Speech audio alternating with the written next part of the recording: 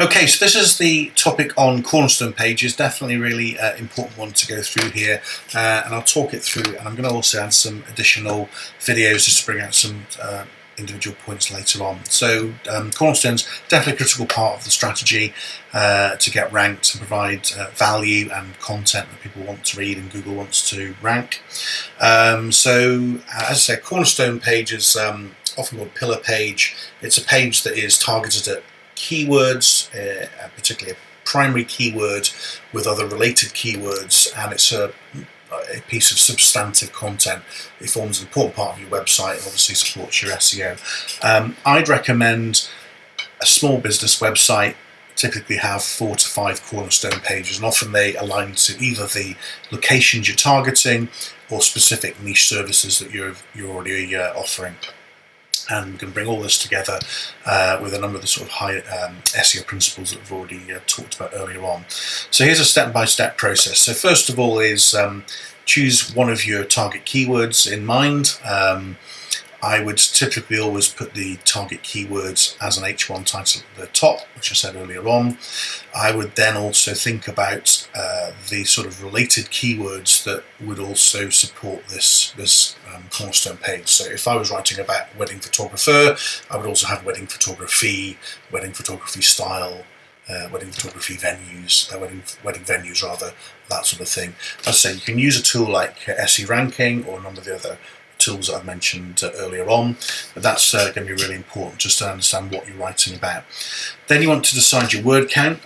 If you've already been doing your research on the keywords, you should have a bit of a feel for what's already ranked for your competitor websites and what the average word count is on those articles. So the average word count for a Google page 1 article across the world is 1,890 words. There's definitely an association, correlation even, between substantive content and complete articles that really provide a good answer to the question and what gets ranked highly on Google, because Google wants to rank the best answer, and it's hard these days for the best answer to be 200 or 300 words because it just becomes more competitive. So if you've looked at what's already out there, you should have a view of, I'm going to need to write an article that is about, or a cornerstone page that's about 2,000 words, 2,500, 1,500, whatever's the right amount. You've just got to estimate it. There are tools that I use myself that are paid tools that give you some insights into what might be the likely level, but without getting into professional paid tools. If you look at the top 5 results, you'll get a feel for what the level of content should be. Then you'll set up your meta title.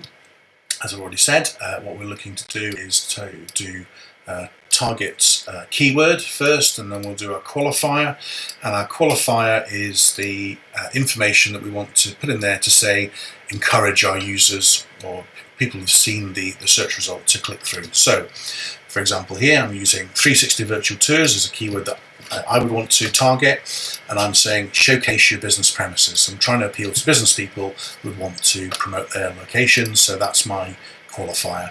I've put here Yorkshire portrait photographer and capture your memories, because that's what somebody wants to do when they're getting a portrait with the family, whatever.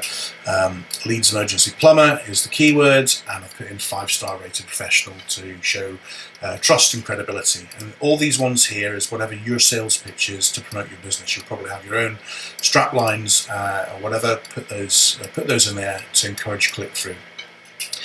Now the recommended character count for these kind of titles is 60, and that ensures it's not cut off. So when you go into Google search, you'll see that if it's too long, they'll cut off the end of it. So let's just do a quick one now whilst we're here. Go back to our commercial videographer again, see if we can see any. So here we go, look, there's the first one. So we've got Millennial Studios, the brand name, we've got commercial videographer, and it goes off a bit there. So that's been truncated. The next one down isn't truncated, they've kept within the 60 characters. Now you can, if you want to, go over. You're not going to be like penalised. I wouldn't keyword stuff it with 300 characters or something. If it goes over a bit, it's okay. It's just whatever is the best way to encourage click-through. And just whilst I'm here, actually, I'll highlight another thing. You see the colon there? This basically means that Google has intervened and created this title itself. So that the meta title this website is probably set, it starts as commercial videographer, corporate, whatever. And Google's actually changed that around and put their brand name at the front, because when it's the home page, Google always wants to focus on the brand name. I'm going to talk about that in a second, actually. But that's just interesting to note. The colon's there. If you see that, that means that Google's made up that meta title instead of what was already put there. Just a quick side comments. Right, okay. So for normal pages, standard pages like about, contact, etc., just have the page title, so have about, and then I always use this pipe separator, and I put in my name, Simon Photography. So that's what my meta titles are, and I'm not trying to do meta titles on standard pages, but for Cornerstone Pages I'm definitely using this format here. Okay, meta descriptions. So that's the information. If we go back to our example here, so this is the meta description here. Underneath, that's what appears, which you can set. And there's two schools of thought on this. The more traditional thought is you should fill out all the meta descriptions, add a smattering of target keywords, put in a call to action, make the description about 160 characters long, and that's fine, and a number of people have done that. I think this one here has been set by the website owner. And then you have another school of thought, which is what I'm currently following, which is on content pages, so my Cornerstone pages, I'm just wanting Google to choose to make the selection. So if I've got 2,000 words of content on my Cornerstone page, that's a lot of content Google could search through and decide what it thinks is the best meta description. So I'm going to let it do that. I think both approaches are valid. I would typically, on an about page, a contact page, and my home page, I would set the meta description myself, so I've just got a bit of control over it. But the content pages, I'll let Google choose which keywords it wants to put in the meta description, and obviously it's got the option to have different versions, and I'll let it get on with it. But both are valid. I wouldn't worry too much about meta descriptions now. Then set up your page titles. So these are the H1, H2s that we talked about. So start at the top with your keywords. In this example, portrait photographer, and then you can have related keywords, all the ones you've been researching earlier on. So portrait photography. So you can have H1 portrait photographer, H2 award-winning portrait photography, and then H3 can be some of the sort of titles, information on the points, so where to find the best portrait photographer in Yorkshire, for example. And then get into creating your content. So you want to make something that is useful and interesting and obviously appealing to Google as well. And this is where I use something called Answer the Public, and people also ask, which I mentioned before, but let's just go into this now, just do a quick demo. Let's Answer the Public. Got this interesting guy here, and this is basically helps you discover what people are asking about. So this will give you some really good inspiration on what to blog for. So I'm going to use wedding photographer again, which is I know a lot about. So so when you get the search back, you can do a number of these a day for free. It comes back with this sort of mind map thing here, and that's our term. And then if we look here, these are the questions that people have been looking for on the internet. So when should a wedding photographer arrive? When to book a wedding photographer? Which wedding photographer? Are wedding photographer prices negotiable? How much do they cost? How to be a better wedding photographer? Why hire a wedding photographer? Etc. etc. So these are all, I mean, there's scores of them here. These are all ideas for the sort of things that you could put as a title for a H3 in your Cornerstone page. You could say, you know, what's how to choose your wedding photography style, or when should you book me, or where to find me, or whatever else. But all of these are things that people are actually looking for, which you can use to build in, and you can search for anything here. So I did wedding photographer there, but you could do your small business, you could do carpet cleaning, plumbing, taxi driving, anything. So it's an absolutely fantastic resource. AnswerThePublic.com, definitely well recommended. There's also another service called People Also Ask, and that's worthwhile looking at as well. All of this helps to demonstrate your expertise, authority and trust, because you're answering questions that people are asking, because you've got the data here, and this really will help focus your writing.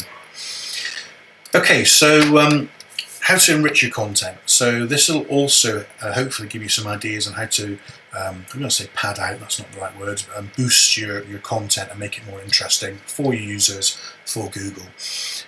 So here's some ideas. So when I did my North Yorkshire wedding photographer page, which ranked extremely well, I had within that page a description of the county of North Yorkshire and a link to Wikipedia. I had written up a guide about local wedding venues and a link to their own website, and I copied a screenshot of their website and a little guide.